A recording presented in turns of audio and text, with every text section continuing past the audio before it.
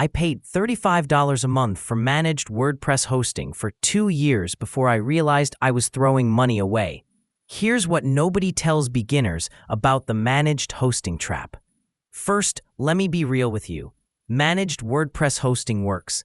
The marketing is excellent. They promise automatic updates, security, speed, and WordPress experts on standby. And yeah, it delivers. But you're paying a premium for convenience.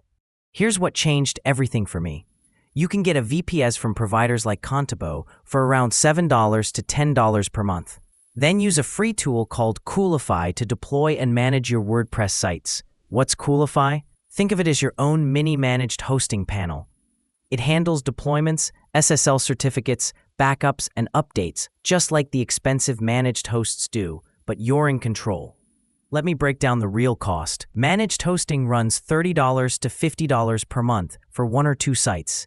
VPS with Coolify? $7 to $10 per month for unlimited sites. Now, the honest truth. Managed hosting is easier if you've never touched a server before. You just click and go. VPS with Coolify requires maybe 2 to 3 hours of learning up front, but once it's running, same experience, way cheaper.